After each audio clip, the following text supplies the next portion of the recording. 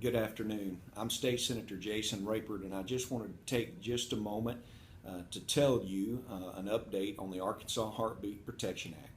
I actually received a call earlier today from Arkansas Attorney General Leslie Rutledge, and Attorney General Rutledge informed me that the state of Arkansas would be filing for cert to the United States Supreme Court to uphold the Arkansas Heartbeat Protection Act 12-week ban.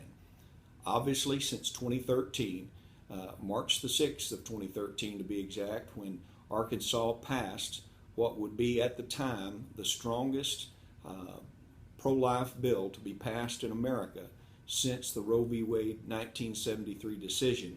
Since that time, obviously, a lower federal court here in Arkansas upheld all of the informed consent provisions of the Arkansas Heartbeat Protection Act, but they did pull down and defeat the 12-week ban and struck that down. Obviously, I'm very happy that Judge Susan Weber Wright upheld the informed consent provisions, because that means every woman that enters an abortion clinic in the state of Arkansas will have to have an ultrasound. She will have to be advised of the statistical probability of her baby making it to full term, and that must be done in writing. And we definitely know that when mothers are advised that there is a living heartbeat in their womb, that many of those young mothers will make a decision to keep their child. However, the court did strike down the 12-week ban, and that particular act, Heartbeat Protection Act, was appealed then to the 8th Circuit Court of Appeals in St. Louis, Missouri. In addition to that, the state of North Dakota also had a heartbeat bill that was struck down in their jurisdiction and was appealed to the 8th Circuit as well. Just a few months ago, we were informed that the 8th Circuit Court of Appeals actually again denied affirming the lower court's decision that the Arkansas Heartbeat Protection Act 12-week ban could not be upheld. It's very interesting, though, and this is why these cases are critical.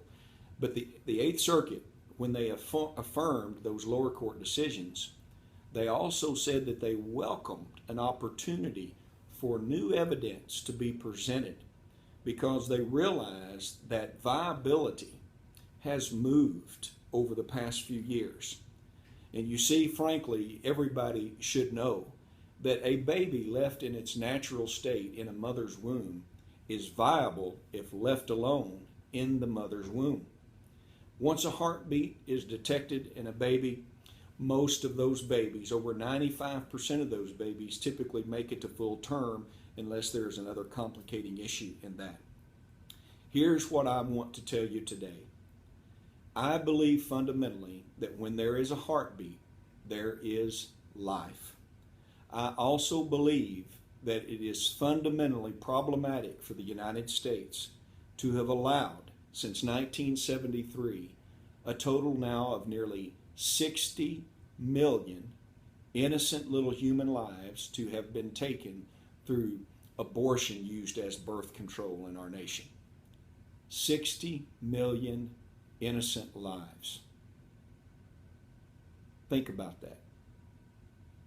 That is more people than the entire nation of Canada right now.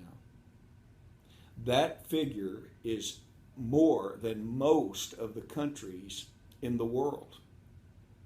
In our nation right now, we total just a little over 300 million.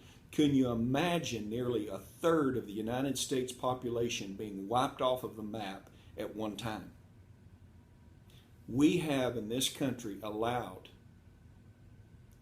by law, innocent human beings to be killed. I am proud of the people in this nation that are standing up and are modern day abolitionists.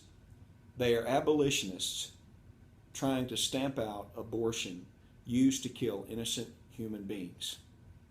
The Arkansas Heartbeat Protection Act gave exemptions for all of those small percentages of issues, whether it be rape, incest, when the mother's life is in danger or could cause significant danger to the mother's health.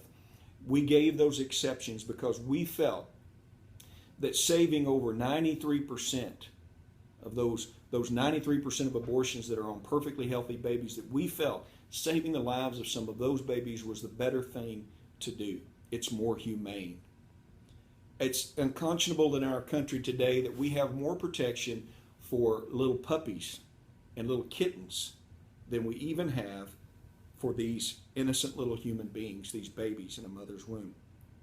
It makes every difference in the world when you have people that see an unjust law and they say, this is unjust and we're going to stand against it. The 1973 decision in Roe v. Wade was an unjust decision that has had terrible effects and caused the deaths of over 60 million innocent little Americans. This must be changed. The timing of these decisions, I think, are very critical for the country. In the past few weeks, we have seen the Planned Parenthood videos where we have seen the description of these horrific killings that are happening in these clinics around our country. Even using taxpayer dollars to subsidize these horrific killings in Planned Parenthood clinics around this country. And even right here at home at the Little Rock Family Planning Clinic, these murders are happening right here in our own state.